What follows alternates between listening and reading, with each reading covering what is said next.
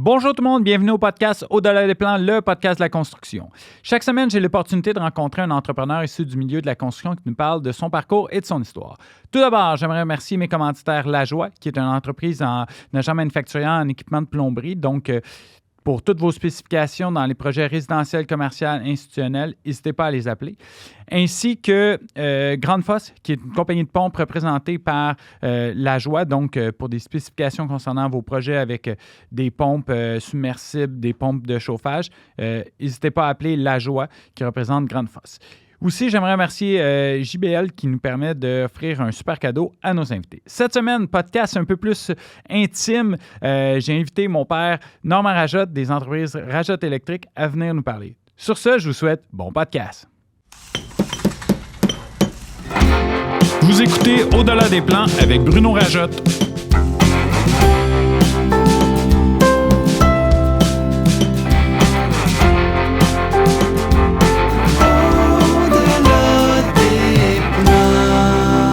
Le podcast de la construction.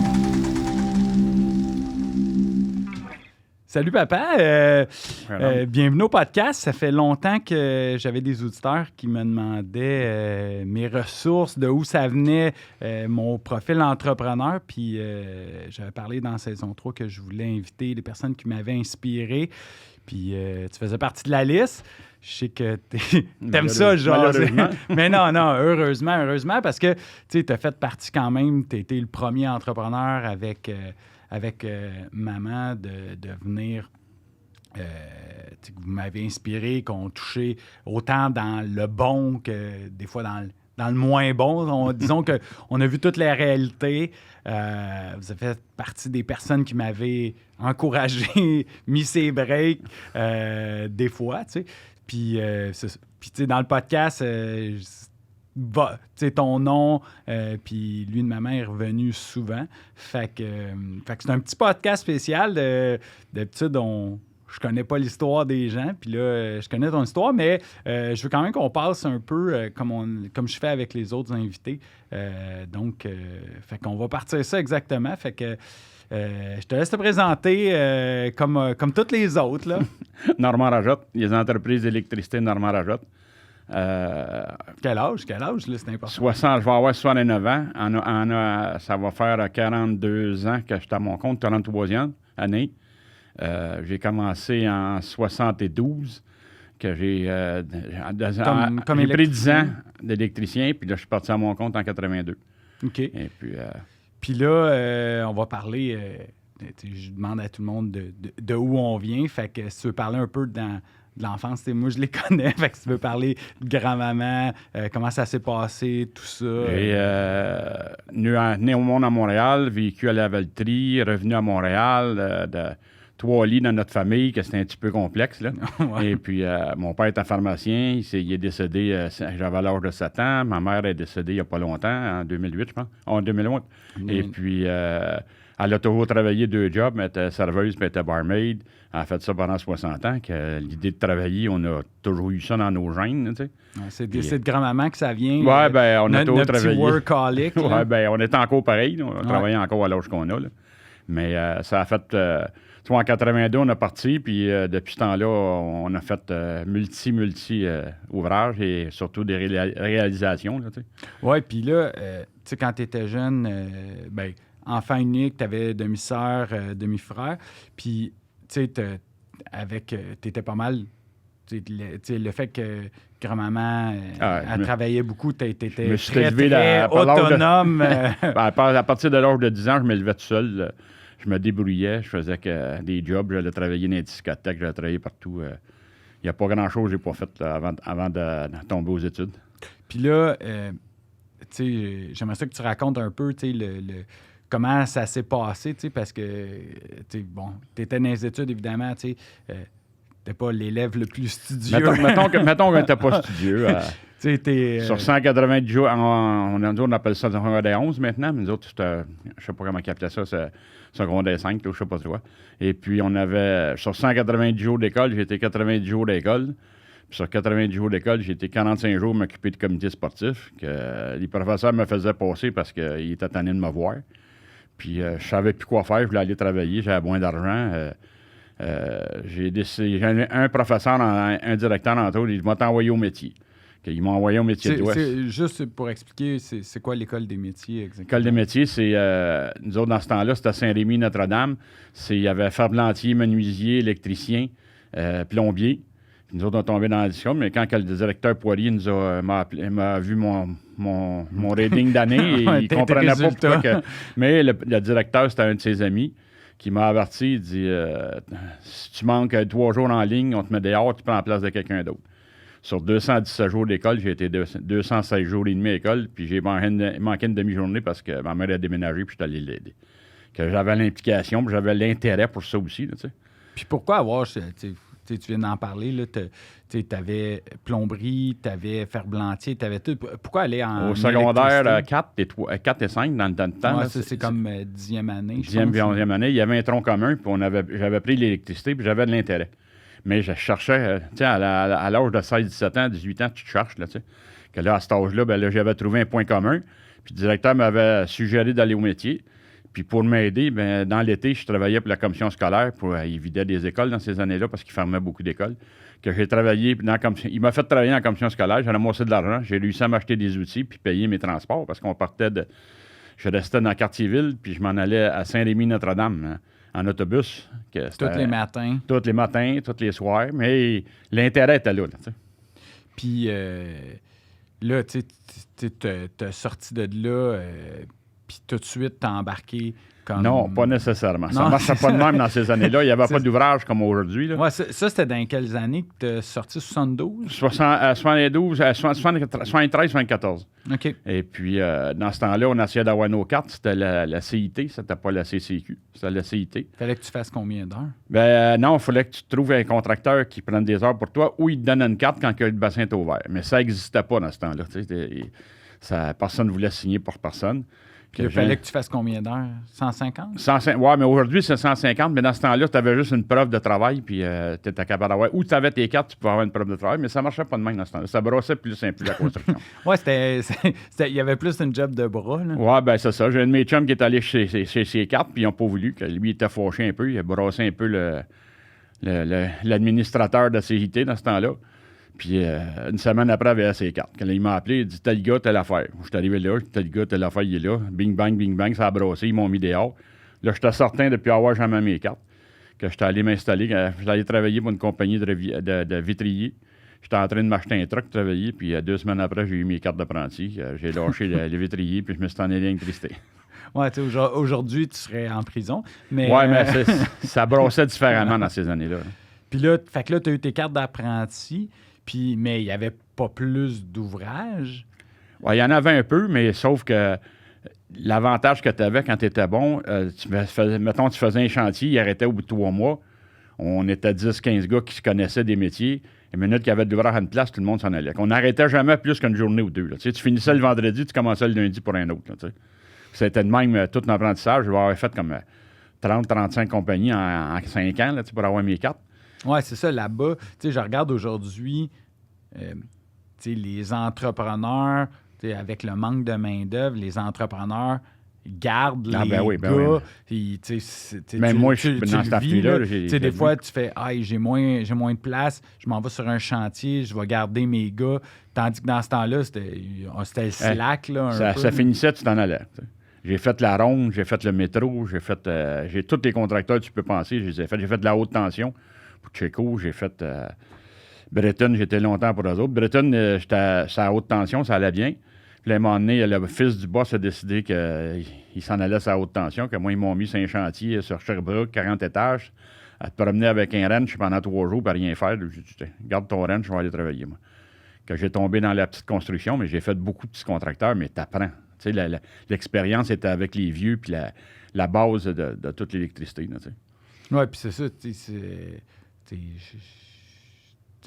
t'as tout le temps été là à vouloir apprendre. Encore aujourd'hui, avec les nouvelles technologies, tu essaies de comprendre, tu veux comprendre. Je prends encore des cours de donner une idée. Tu prends tes cours, tu es à la corporation encore pour supporter ça. Fait que dans le temps, tu devais vouloir, tu sais, comme apprendre tout le temps, plus possible, mais c'était pas faisable aujourd'hui là, à cause du virtuel, puis tout. Tu as plus de chances de pouvoir apprendre puis de voir des nouveaux modèles ou quoi que ce soit. Puis les compagnies se vantent un peu plus de leur produit, puis là, ils t'envoient avec des...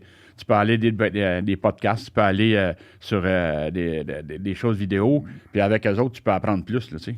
Oui, bien, avec toutes les formations, plus les manufacturiers qui donnent des formations, plus toutes les conférences qui viennent avec... c'est parce qu'ils veulent promouvoir le produit, tu as une chance d'apprendre plus dans ce temps-là. Tu sais. Ça puis là, tu as travaillé combien de temps pour quelqu'un? 5 ans, une dizaine d'années. J'ai fait 10 ans de 73, si tu veux, à 82, 9 ans et demi, là.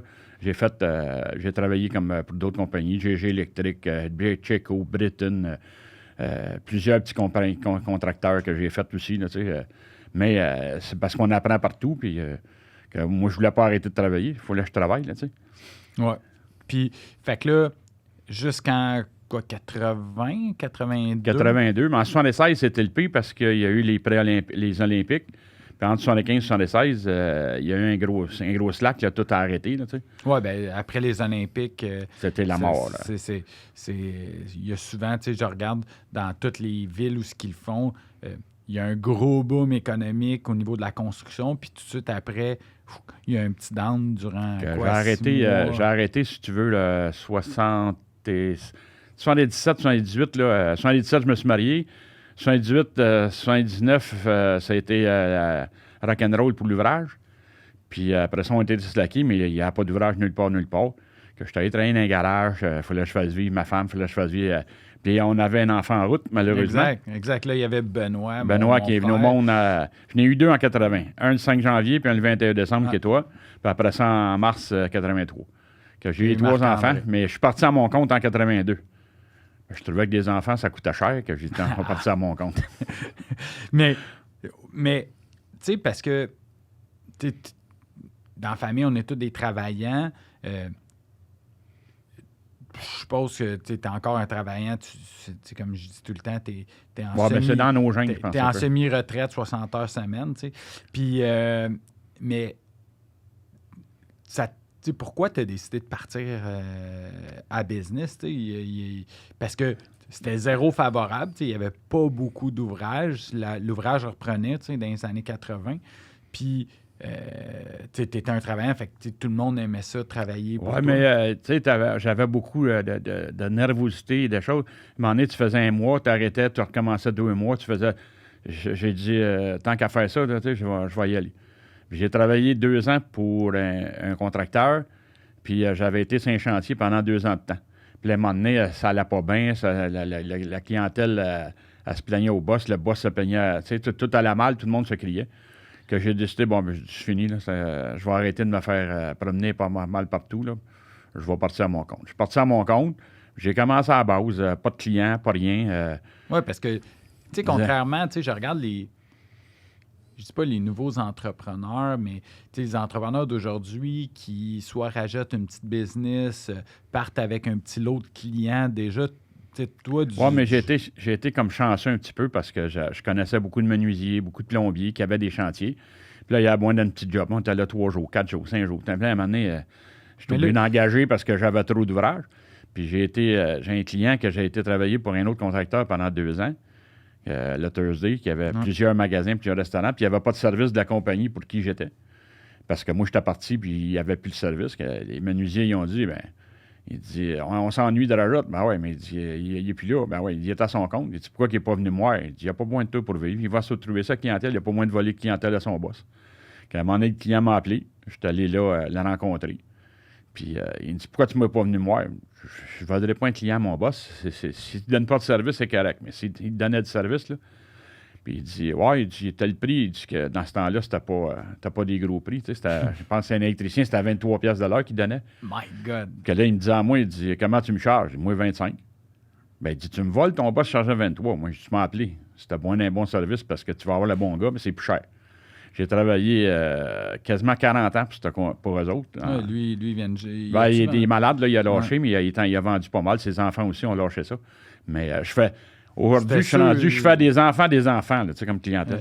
Mais ça, c'était le propriétaire du Thursday, le bar discothèque, plus propriétaire d'hôtel dans la montagne. Hein? Oui, il était à l'hôtel dans la montagne. Il y avait un restaurant Crocodile, il y avait un restaurant Friday, il y avait un restaurant sur la Rive-Sud, il y avait plusieurs bâtisses aussi. On a travaillé longtemps pour eux autres, mais il a voulu souvent m'incorporer dans sa compagnie, mais j'ai jamais voulu parce que je voulais rester mon indépendance. Puis même des fois, il a incité beaucoup, mettons, là, tu sais.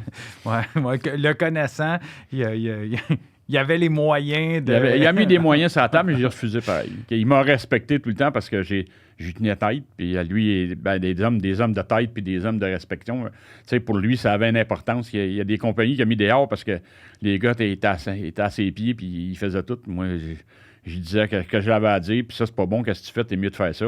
Puis, mais pour ça, il y avait comme un respect entre les deux, puis on a toujours resté en bon amis. Puis tout, même je m'occupe de ses enfants encore aujourd'hui, qui ont des maisons, puis ils ont des restaurants. Là.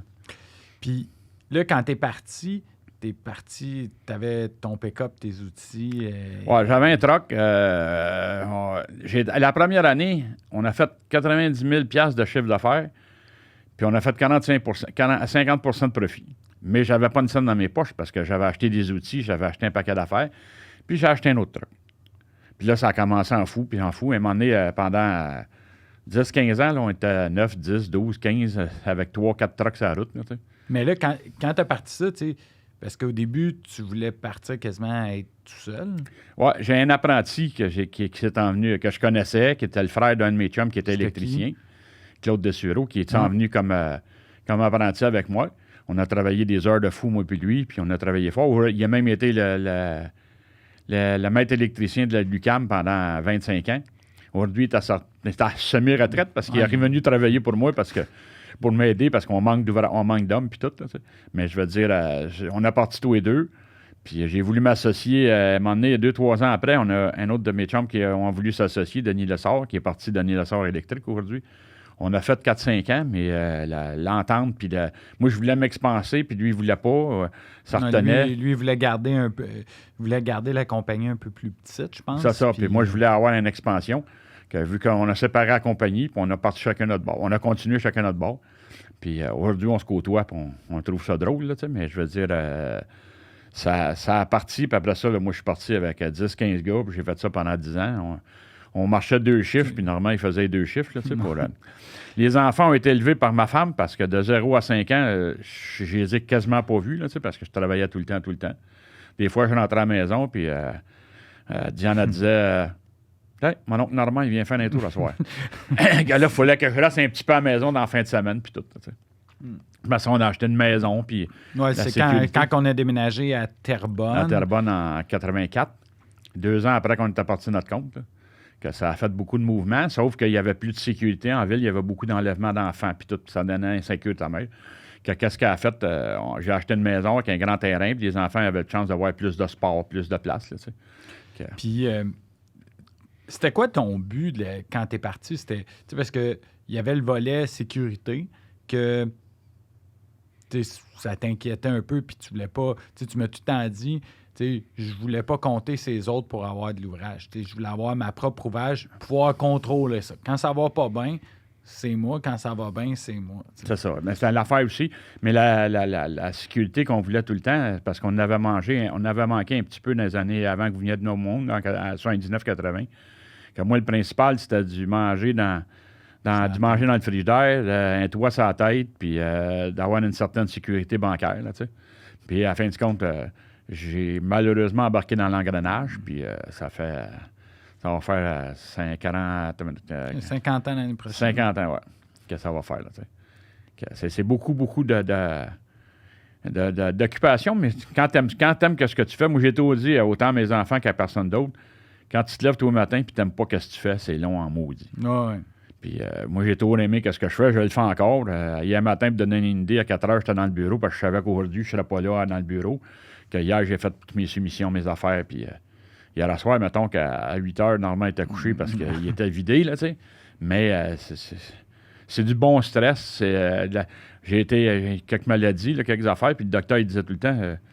faudrait que tu enlèves ton stress. Tu viens t'asseoir avec moi, j'ai 9 gars sur le chantier. Là, viens t'asseoir, tu vas voir, tu vas en avoir du stress. C'est pas la fin du monde, mais il faut que tu contrôles ça pareil. Puis là, tu sais, parce que au début, tu faisais pas mal, un peu de tout, tu sais, du résidentiel, commercial.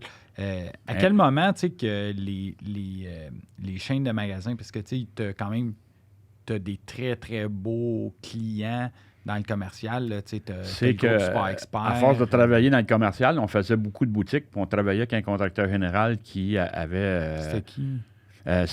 Cibo Architectural. J'étais avec les premiers propriétaires parce qu'ils sont encore actifs, mais c'est des nouveaux propriétaires maintenant, là, parce qu'il y a des enfants qui sont rendus là-dedans. Même les petits-enfants sont rendus là-dedans, cette compagnie-là. Puis eux autres, ils faisaient de la boutique, puis ils faisaient des magasins. Dans ce temps-là, c'était Sport Expert, première catégorie. Là, puis on a coté sur un magasin, on l'a eu. On a donné beaucoup de services. Ça va faire quasiment 40 ans qu'on travaille pour eux autres. Puis on a fait tout ce qui est Montréal et banlieues, tout ce qui est Sport Expert, habituellement, c'est nous autres. Là, c'est quoi les plus loin que tu as eu à faire des Sport Experts? Le plus loin, Saint-Sauveur. Pas Saint-Sauveur. Saint-Jovite. Mont-Laurier n'a pas été. Saint-Jovite, puis on a été sur la Rive-Sud jusqu'à Sorel-Tracy, Chambly. On a fait pas mal les alentours. Dans l'Ouest, c'est jusqu'à Vaudreuil. Nous autres, excusez l'expression, on a une prostituée électrique. Nous autres, on va n'importe où, n'importe quand. L'important, c'est l'argent. Oui, bien, l'autre affaire, c'est qu'avec tu connaissais tous les gars des Sport Experts, fait que c'est sûr que de dire, oui, t'acceptes tout, mais tu n'acceptes pas tous les jobs. Là, ça m'est arrivé d'en perdre d'eux autres, là, mais même, on fait encore la maison mère qui a été vendue. C'était à Forzani. C'était un groupe privé qui avait ça avant. Il s'est été vendu à Forzani. Ça a été racheté par FGL, qui est Canadian Tire maintenant. Mais on vient de faire leur bureau il y a 1 mois et demi. On a tout fait ralampage, les bebelles, les affaires, tout changé. Puis là, ils changent des bureaux. On s'en va dans le 10 matin, se rencontrer les autres. Là. Mais on a donné... La seule chose qu'on a trouvée, les prix sont pas moins chers qu'ailleurs, mais le service. Nous autres, le service, tu m'appelles, 5 minutes après, je te rappelle, là, tu sais. Il y a des clients qui gageaient sur moi, là, tu sais. Il y a des magasins, j'ai fait des nettoyeurs pendant 15 ans. Puis les gars, ils appelaient, j'ai un technicien, je vais appeler mon électricien. Tu diras qu'il m'appelle demain. Laisse-toi. Il gageait 5$, 10$. En dedans de 5 minutes, je le rappelais, puis j'ai réglé son problème. C'est ça, la sécurité du monde. Je te dis pas que le prix n'a pas d'importance, mais le service, c'est beaucoup. Puis l'implication, tu sais. On va... Si quelqu'un fait quelque chose dans une série ou ben non, qui a un magasin, puis qui dit mon gars, il vend des chocolats dans une caisse, les chocolats, on va y manger, les enfants vont y manger. Là, tu sais. Mais le fait que tu t'impliques avec eux autres donnait beaucoup l'ouverture de garder ton client puis t'en occuper. Tu sais. Oui, c'est ça. C'est le style de développement des affaires que tu fais, mettons comparativement à moi qui est dans plein d'événements, 5 à 7, tout ça. Toi, tu faisais beaucoup de développement des affaires pour fidéliser les clients. Aujourd'hui, c'est comme ça je le vois. Dans le temps, c'était comme... Il fait plein, il est dans tous les soupers, mais tu étais dans les soupers, dans les organismes qui pour te donner une idée, là, on a été pendant 5 ans entre 4 ou 5 CA. Puis la dernière année, on a arrêté parce que c'est notre vie qui était devant. On a sorti 83 fois dans la même année pour soutenir des inscrits. Le problème qu'il y a, c'est quand ton chum qui est contracteur fait un événement, tu y vas. Mais toi, quand tu as besoin de lui, il vient. On a fait ça pendant des années. Dans les dernières années, on a décidé de lâcher là, parce qu'on calcule 83 fois par année. Là, c'est plus qu'une fois par semaine. Puis des soupers, puis des affaires, puis de l'argent. En plus, ça te coûte de l'argent, mais c'est associer, si tu veux, la vie de travail avec la vie sociale. Puis ces personnes-là, ils le remarquaient. Puis il y en a encore aujourd'hui des gars qui m'appellent. Je leur donne de l'argent pareil, puis je dis, regarde les billets, donne-le à quelqu'un qui n'a pas besoin, je ne vois plus, je suis plus capable. Là, mais quand je fais une levée de fonds pour quelqu'un, ou toi, tu en as fait des levées de fonds, tu sais comment que ça marche, ça prend une certaine relation d'amitié sociale et l'affaire. Puis ça fait beaucoup, beaucoup, beaucoup. Puis, tu sais, le client, là, moi, je suis rendu, tu sais, des fois, je fais la compagnie, je fais la maison, je fais le condo à sa fille, je fais la maison à son garçon. Tu sais, c'est une suite qui se fait que il y a des grands-parents qui disent si tu prends pas mon électricien, je vais te déshériter. Tu sais. Il y a un gars qui m'a dit ça dernièrement. Là, on a fait le grand-père, le père, le fils, puis son petit-fils, son garçon, il a acheté un condo, puis il dit, mon grand-père m'a dit, si je t'appelais pas, je pourrais déshériter. Ça veut dire qu'on a donné un bon service, il y avait une confiance qui se reliait là-dessus. C'est ça qui fait que... Mais tu sais, ça, je parlais au podcast, j'ai eu beaucoup d'entrepreneurs, puis la majorité me disait, souvent, ils commencent avec des petits jobs, des jobs de service, des jobs, mais bien souvent, il y en a qui lâchent. Puis toi, le service a tout le temps... Tu as tout le temps gardé les calls de service. Je me souviens, quand on était à table, le pager à 5h45, le service téléphonique t'appelait, il te donnait tous les calls, les appels que tu n'avais pas pu prendre, qui s'en allaient sur leur ligne. Puis ça, parce que ça demande, on en a tout le temps parlé, c'est quelque chose qui prend énormément de temps à planifier. Parce que c'est tous des mini-projets. Ouais, un job de 100$, puis un job de 5000$ ou un job de 100 000$, c'est la même affaire. Si tu donnes le même service à chaque, tu vas toujours garder tes clients. T'sais. J'ai vu des Noëls, tu le sais, partir avec le truck, ta mère a tricoté dans le char, les enfants s'en allaient souper chez mon oncle Intel, puis j'étais en train de raccorder du chauffage parce que c'était le 25 décembre, puis il y avait un feu, parce qu'on a tombé dans le sinistre aussi quand on a commencé à manquer d'ouvrage. On a retombé là-dedans, que des affaires à Diane, ça fait réveiller à 2 h du matin, puis j'avais un câble, il y a des frigidaires qui ne marchaient pas, puis tu te le quittes. Moi, je me levais, puis j'allais. C'était ça le service. Mais regarde, comme je te dis, ça va faire 47 ans, là. 48e année, là, puis j'ai encore les mêmes clients, j'ai encore le même service, on appelle encore, j'essaie de donner du service, mais aujourd'hui, avec le manque d'ouvrage, un petit peu plus trop, mais les clients sont tellement confiants qu'ils vont me dire même que tu viendras dans 2-3 jours, la semaine prochaine, c'est pas grave, c'est pas urgent. Ben oui, mais t'as pas de courant, je vais m'arranger. Parce qu'ils veulent pas avoir d'autres services, ou ben non, un client s'en va, tu n'entends pas parler pendant un an, puis un an après, il t'appelle, ouais, j'ai pas eu des bonnes expériences, viendriez-vous encore? Ben oui, monsieur, on va y aller encore. Comme tu me dis tout le temps, ça coûte pas cher à prendre. C'est ça. Mais oui. Puis là, tu sais, un des trademarks que tu as, c'est le fameux, au lieu du service d'urgence 24 heures, tu sais, il y a tout le temps, tu sais, sur tes camions, tu es arrivé avec service d'urgence 23h30. Je trouvais que 24 heures dans la vie, un vendeur m'est arrivé une fois pour faire de la publicité. Puis il me dit, on marque 24 heures. Je dis, non, 23h30. Pas plus brillant. Il l'a marqué. Mais ça a fait ma marque de commerce. Je me fais arrêter la nuit quand je vais faire des calls par la police, me demander pourquoi 23h30. Tu sais. Tout le monde arrête sur un coin de rue ou quelque chose, on est sans lumière, il me klaxonne. Pourquoi 23h30? J'ai accumulé mes demi-heures, je m'en vais à la pêche, je m'en vais à la chasse. Là, tu sais. J'avais tout réponse à tout. Là, tu sais. Mais ça, ça, là, je sais pas quand est-ce que tu as décidé ça. Si c'était toi ou maman qui avait décidé ça, mais c'est un trademark qui coûte. Tout le monde, tu regardes, tous les camions, ils ont tous service d'urgence 24 heures. T'sais.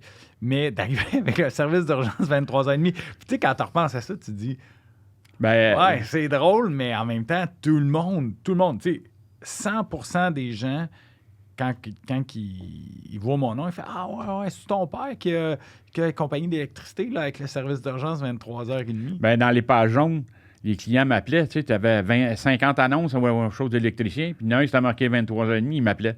Pourquoi, monsieur, vous marquez 23h30? Ben, j'ai le temps de m'occuper de vous. J'ai tout réponse à tout, tu sais. J'étais pas là parce que j'étais dans ma demi-heure ou, tu sais, ça regardait de ma chose, mais j'ai ri parce que Léger, le fils, là, il avait été dans une conférence, puis il vient pour donner une conférence, puis je donne ma carte d'affaires. Il dit, ça te dérange-tu que je fasse la conférence sur toi? Ça me dérange pas tout, moi. Il avait trouvé que, comme trademark, c'était il y en a qui payent 100 000 par publicité, moi, j'ai enlevé une demi-heure. Ouais, c'est ça. Puis ça a toujours resté, tu sais. C'est vrai, puis, tu sais, c'est impossible à copier. Tu sais, quelqu'un qui vient de copier avec service d'urgence 23h30, tu sais, c'est comme, mais t'as copié ça, tu sais, à vie. Ah non, c'est Puis, tu sais, c'est quelque chose qui va rester. En tout cas, j'ose espérer que ça c'est va parce rester. que ça fait différent, ça attire l'œil. Tu sais, même mes trucks, ça fait fluorescent, ou ben donc, je mettrais des lumières tout le tour de mes trucks et ils vont le voir une fois. 23h30, ils vont s'en souvenir. Puis ça a resté, puis c'est vrai, la preuve encore, là, ça marche encore. Là. Même cette semaine, je me suis fait demander pourquoi c'était marqué 23h30. Tu sais, Ça, c'est le meilleur coup publicitaire que tu as jamais fait. Ah non, c'est sûr. Sûrement que c'était sur un coup de tête que oui, mais l'idée était bonne. Parce que je voyais toujours 24 heures. J'ai vu du 25 heures. Mais il ne peut pas être réel. Tu sais, il ne peut pas être 24 heures tout le temps. Quand j'ai 23h30, je vais pouvoir m'astiner pourquoi je ne suis pas là ou quand j'étais quand tu es en retard d'une demi-heure. C'est ça, puis j'avais une raison. Puis, tu sais, je me souviens, puis j'en parlais avec mes amis, mes chums d'enfance. Puis là, il me dit, j'espère ton père, quand il va venir au podcast, il va venir raconter toutes ces histoires de service. Tu sais, il y en a une qui m'a tout le temps marqué. Tu sais, c'était la fameuse madame avec sa sécheuse puis le panier. Tu sais, j'aimerais ça, tu la racontes. Les auditeurs vont trouver ça drôle. Ben, j'avais une madame. Il ne faut pas oublier aussi, il y a beaucoup de gens âgés. Puis quand tu as une facilité que ces gens-là, ils te gardent comme client. Il y avait une madame, à tous les mois, elle avait son poêle. Puis dans ce temps-là, il y avait un piton on automatique puis on, tu sais. Puis la madame, elle lavait son poêle, puis elle accrochait son piton. Là, elle m'appelait. Je dis, madame, vous venez de laver votre poêle. Elle dit, comment ça, vous le savez, vous? Elle dit, vous êtes bien perspicace, tu sais. Je vais aller voir. J'arrivais là, je replaçais le bouton, je tirais le poêle, je checkais la plug, je remettais ça. Elle dit, je l'avais dit, hein, qu'il y avait quelque chose. Là, elle dit, je vous ai préparé un morceau de gâteau puis un verre de lait. Puis elle me jasait pendant dedans. Je dis, madame, il faut que j'y aille, j'ai d'autres appels, tu sais. 2 mois, 1 mois et demi après, elle me rappelait. Mon poêle ne marche pas encore. Mais sa madame avait des enfants à Halifax, à Vancouver. Elle ne voyait pas personne, elle n'avait pas d'amis. Qu'est-ce qu'elle voulait? C'est jaser. J'ai eu des clients qui sont décédés. Là, j'ai des clients que j'ai suivis pendant 50 ans là, parce que pour eux autres, j'avais une facilité qu'eux autres. Les handicapés aussi beaucoup. Ouais. Tu te souviens-tu? Parle-moi du gars. Raconte l'histoire de Samuel quand il a ton client qui est non-voyant. J'ai un gars qui est aveugle, puis on s'en va là, puis il me dit, Monsieur Rajat, j'ai été référé, puis toute la quête. Il dit, l'Hydro-Québec m'a averti que ma braquette qui retient, le support qui retient au mur, la ligne électrique, est décrochée. On s'en va là, le monsieur est aveugle, tu sais. On monte sa couverture, on accroche ça tranquillement, puis je dis au client, faites venir un bricoleur, quelque chose, parce qu'on l'a accroché temporairement, il faut que ça soit réparé, qu'on puisse mettre. Il m'appelle une semaine après, il dit, Monsieur Rajat, vous pouvez passer, je vais arrêter de voir ça, puis je dis... J'ai au gars, je dis, êtes-vous sûr? Hey, j'ai payé 680$ pour faire réparer mon mur. Puis il dit, le monsieur, il était là à 1h30, 2h. Puis il est parti, puis il m'a dit que tout a fait. La mur, tu l'as pas réparé. Puis le gars, il a chargé 680$. Que moi, je me fâche. J'appelle un gars que je connaissais, un maçon à Rosemère. Je dis, tu vas aller me réparer. Hey, j'ai pas le temps. Tu vas y aller. C'était un de mes chums, tu vas y aller. Il est allé réparer. Là, il m'appelle. Il dit, le monsieur, il veut me payer. Non, il ne te paye pas. C'est moi qui vais te payer. Je suis retourné voir la job. Je savais que mon chum l'avait fait, la job, tu sais. On installe tout ça. Je paye mon chum. Mon chum, il arrive chez nous. Il dit, t'es bien tannant. J'ai fait 2 voyages, on est collecté. Non, t'as pas compris. J'y compte ça. Il dit, voler un aveugle, il faut être pauvre en cric pour faire ça, tu sais. Que cette chose-là, tu sais, quelqu'un me réfère quelqu'un, pour lui, là, c'est comme si lui y irait. Tu sais, c'est des bons points pour lui, puis c'est des bons points pour moi, parce que je vais lui donner le même service que lui me donne. Puis ce monsieur-là, il t'a redonné de la job. Ah, tu te souviens-tu la fois que Samuel, le monsieur, il demande, je pense que c'était d'installer une fixture dans la cuisine, ouais. Oui, bien, les fixtures puis les encastrer. Puis... il dit à mon homme, il dit, un croche. Là, mon gars sort la tape ça dans un bord, tape ça sur le bord. Puis là, dans son dessus d'armoire, il y avait moins de plywood. Il descend en câble, le gars, il coupe 2 morceaux, puis il ramène. Puis là, il dit, ta fixture au plafond est encore croche. Là, mon gars, il reprend la mesure. Tout ça. Je dis, monsieur, c'est correct. Ah, si tu le sais, c'est correct. Là, il s'en vient à la shop, et il me dit, ton client, il dit, il est fatigant, maudit. Il dit, il m'a fait mesurer la fixture 4 fois. Je dis, grand, il est aveugle. Il dit, t'es-tu sérieux? Il dit, il m'a coupé 2 morceaux de bois. Je dis, chez eux, il est autonome, puis tout. Même ce gars-là, il m'avait demandé, il m'a donné une urgence. J'ai installé un lampadaire dehors quand j'ai dit de la visite. Puis il dit, il faudrait que tu viennes me le brancher. Il dit, j'ai pas le temps. J'irai plus tard. Il me rappelle, il dit, je dis, pas ça, t'aimes pas moins, tu vois rien, toi. Tu sais, c'était une joke, moi. Ou ben non, il me disait, des fois, il me payait en argent, puis il me disait, je dis, tu m'as donné un 5$ à la place d'un 50$. Non, je le sais que c'est un 50$. Puis j'y faisais tout ça d'affaires. À un moment donné, je fais un job, on y retourne, je connecte tout ça. Puis là, moi, j'envoie Marc, ton frère, pour aller faire la job. Il fait la job. Le gars, il débilitérait sur moi. Il disait tout ce que je pouvais sur moi, tu sais. Que quand il m'a appelé, il dit, ouais, il dit, ton gars, il a fait un pas pire job, pas plus que ça. Je dis, tu le sais pas, tu le vois pas. Puis en plus, tu as débilitéré sur moi pendant une demi-heure. Il dit, il compte des menteries. Je dis, c'est mon garçon. Ah, il dit, le petit maudit. Que pour se venger, à la place d'envoyer le chèque, j'ai envoyé la facture. Sa fille, elle faisait des chèques pour lui. Je reçois un chèque au nom de Diane Rajotte, à la place de Normand Rajotte électrique. Tu sais. Ma femme, elle l'appelle, elle dit, monsieur, vous êtes trompé. Je dis, votre fille, elle l'a fait au nom de Diane. Elle dit, il dit, vous méritez un chèque parce qu'il dit, rien que de l'endurer, lui, ça doit être une capacité énorme. Tu sais. Ça retourne à Diane a signé le chèque, on l'a remis dans la compagnie. Mais tu sais, pour dire que les clients, il y avait une relation d'amitié et d'être bonne humeur de passer avec nous autres. Puis je m'en ai occupé beaucoup des handicapés. Puis on a eu des amis, on a eu des enfants puis qui venaient chez nous. Puis on n'a jamais fait de différence. T'sais. Puis tu sais, tu as tout le temps été capable de créer le lien très rapidement. T'sais. Ça, c'est quelque chose que je me le fais dire souvent dans le cadre avec la joie. En développement des affaires, c'est comme, hey, on dirait que ça fait 20 ans qu'on se connaît. T'sais. Puis tu as tout le temps eu ça. Grand-maman avait ça. Le fait d'être franc. Tu sais, je disais tout le temps, compter des menteries puis te souvenir de tes menteries, c'est compliqué. Tu dis la vérité, puis tu dis ce que tu as à dire, puis tu sais, tu ne dis pas d'être impoli, mais d'être franc. Il y a des clients qui me disaient des fois, tu vas mettre ça là. Non. Comment ça? Moi, j'ai des cuisines, madame, vous en faites une fois par 10 ans, puis moi, j'en fais 10 par mois, tu sais. Quand je dis, vous allez mettre 3 fixtures encastrées ou 2 suspendus là, 3 là. Puis là, elle comme saisie, tu sais. On faisait la job. Quand c'est fini, elle m'appelait.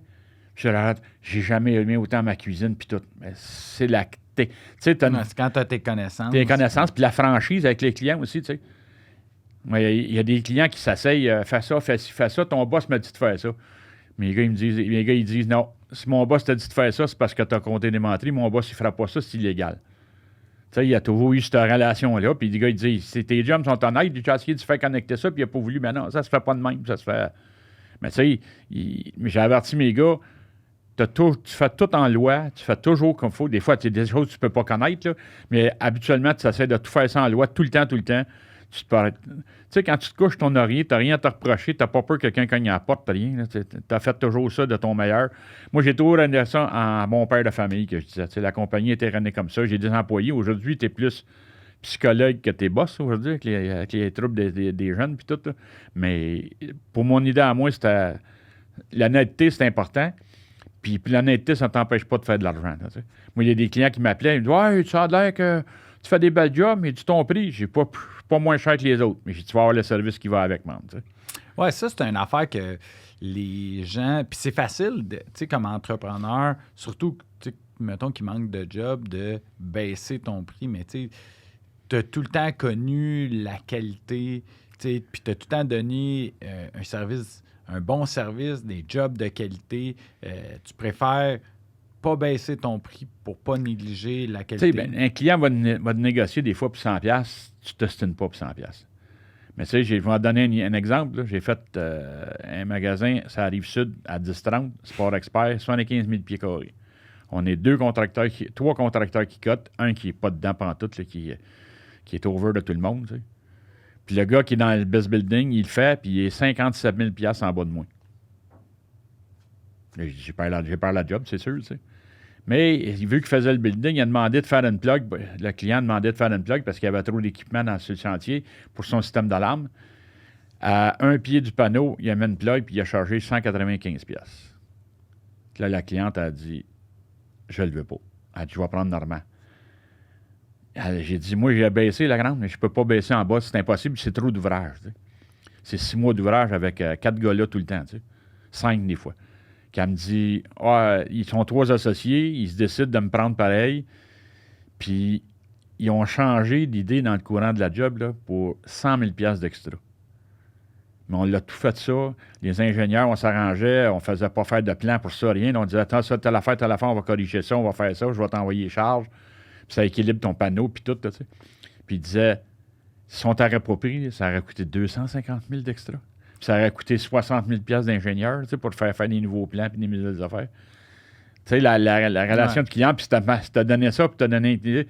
Ils ont 8 magasins de Sport Expert, puis c'est nous autres qui fait toute la maintenance, puis tout, là, depuis 30 ans, tu sais. Oui, bien, t'as tout le temps eu le souci... Tu sais, je t'en ai parlé souvent en disant... sais, mettons, les autres, j'ai des contracteurs que j'ai qui, eux, regardent, tu sais, mettons, ils regardent une job, puis ils vont dire, OK, ben sur ce job-là, c'est tellement pas clair que je sais que je vais pouvoir aller chercher 100 quelques mille en extra. T'sais. Souvent, moi, je te disais, mais enlève-les, le 100 quelques mille. Tu fais, mais non, mais on sait qu'il va le falloir. Souvent, tu prévoyais. Dans mes soumissions, souvent, je le mettais à côté, puis je disais, vous êtes obligé de faire ça parce que ça n'arrivera pas. Là, puis, des fois, on est en caisse populaire, j'étais pendant des années à caisse Rancourt à Saint-Alphonse, puis il y avait un projet, puis il y avait. Un contracteur général, puis vu que je faisais la maintenance, il disait tu vas coter sa job. Moi, j'arrive, puis je suis peut-être 20 000 $ en plus cher que des autres, mais je connaissais la bâtisse, je savais la structure, je savais tout. T'sais. Puis je disais au général s'il passe par là, il ne peut pas, il y a une chambre forte, s'il va être obligé de faire le contour, à place de prendre 100 pieds, il va prendre 400 pieds de tuyau. Puis c'est pas grave. Il dit moi, je vais prendre le moins cher, puis il dit moi le faire à faire, puis il dit à un moment donné, il ne sera plus capable. Il dit je vais le mettre en faillite, puis il dit je vais en prendre un autre, puis il va finir pour la moitié du prix que ce que je devais à l'autre.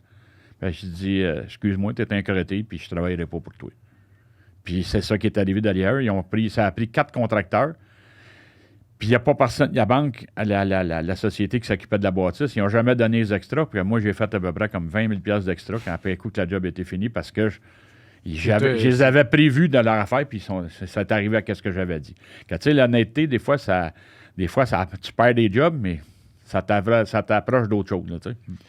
Il y avait une histoire, je voulais que tu racontes, tu sais, le fameux, la madame qui était, c'est une histoire qui m'a tout le temps marqué, la madame qui était, qu'à toutes les fois, il fallait que tu descendes dans la cave pour partir le panneau électrique, là, puis tu accrochais le fameux panier. Là. Ben, j'ai un couple d'amis qui étaient contracteurs, puis ils m'envoyaient partout, puis là, ils rénovaient des maisons, puis ils dit tu vas aller chez ma moraine, elle a peur, puis elle dit avec toi, elle va être confiante. Ça. Moi, je vais là. Puis là, je faisais des travaux. Puis à toutes les fois, je descendais l'escalier. Son panier à linge, j'étais au bout de l'escalier. Puis là, je m'enfargeais dedans toutes les fois. Je donnais un coup de pied à toutes les fois. Ça. Quand à un moment donné, je comptais ça à ma chum, je disais ta tante est finie, elle est fatigante en maudit. Elle n'est pas capable de mettre son panier ailleurs. Que ça reste de même. Puis à toutes les fois, j'allais se le tasser. À un moment donné, madame, elle décède. Ben, elle est malade. Elle s'en va à son lit de chevet. Puis elle dit à ma chum, elle dit premièrement, tu vas aller étendre mon linge, mon panier est en bas de l'escalier, tu sais. Que la madame, elle décède, elle va chez eux, elle va boire le linge. Dans le panier à linge, il y avait 40 000 $ en bille de vin. J'ai plus jamais donné un coup de pied sur un panier à linge. Mais tu sais, pour te donner une idée, le monde, c'était une personne qui était une polonaise, elle avait connu les guerres. Les banques, pour eux autres, c'était pas important, là, c'était qu'est-ce qu'elle avait.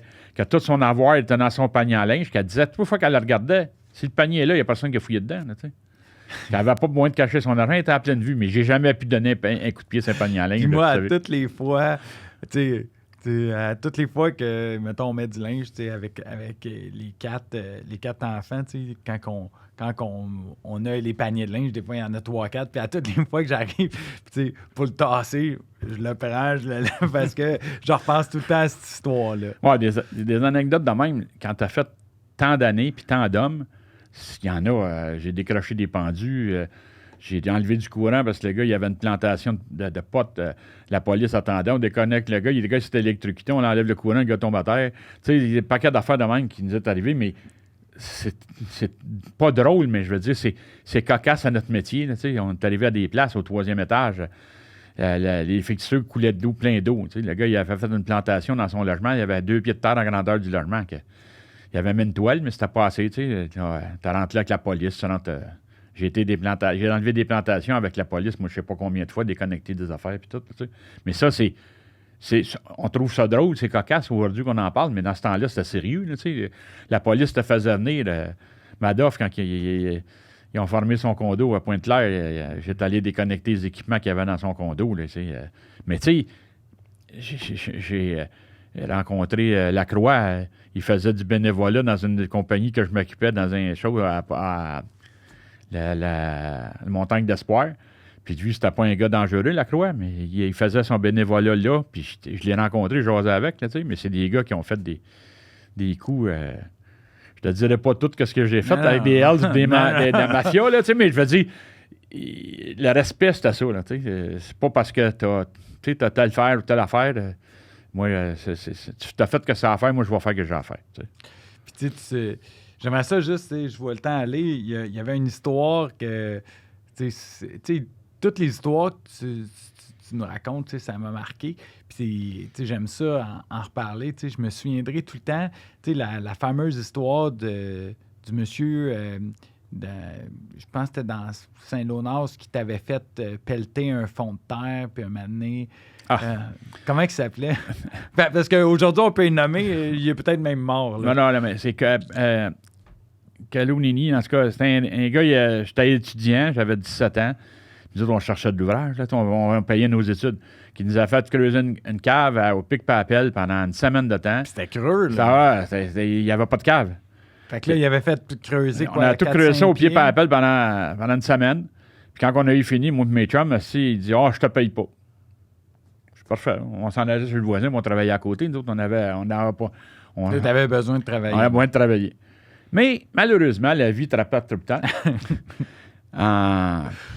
Je ne me souviens pas de l'année, là, mais le 22 décembre, il y a un contracteur qui appelle. Monsieur Rajot, j'ai appelé 12 contracteurs.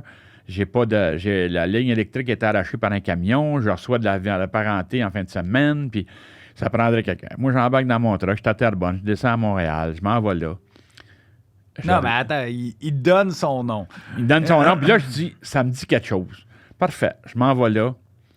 J'arrive là. Je regarde la job. C'est une job de 1000$, tu sais. À refaire ça, là, puis que le gars, il allait du courant avec l'hydro, puis tout. Il dit, je vais te payer n'importe quoi. Je dis, monsieur, ça vaut, je dis à bois, 1500, 2000$. Il dit, t'en donner 2500. Je dis, man, tu m'en donnais 3000. Je dis, je te le ferai pas. Pourquoi? Il dit, je n'ai appelé 15, ils viennent pas, rien. Je te souviens-tu, dans telle année, en 73, t'as fait creuser une cave, ça a rue Fouché au coin des 1000 journaux par 2 jeunes gars. Ben, un des 2, c'était à moi. Que j'ai dit, si tu m'aurais payé dans ce temps-là, je t'aurais donné un maudit bon service aujourd'hui. J'ai dit, je te souhaite un joyeux Noël, une bonne année. Moi, je m'en vais. Là, je suis revenu à la maison. Diane, elle me dit, tu as descendu de Terrebonne à Montréal pour aller faire la job. Tu l'as fait pas. Durant les vacances. Durant les vacances de construction. J'ai dit, Diane, j'ai jamais eu une satisfaction dans ma vie comme ça. J'avais un sourire fendu. Je couchais, là, puis je pense que j'ai dit encore. Là, tu sais. Le gars, comme... non, je cherche le nom, je peux pas le trouver. Là. Mais, c'est pas important. non, mais... Il était à côté de ma banque. Quand je me parquais devant chez eux, là, je te dis, il y aurait eu des 12 à place des yeux, il m'aurait tiré, c'est certain.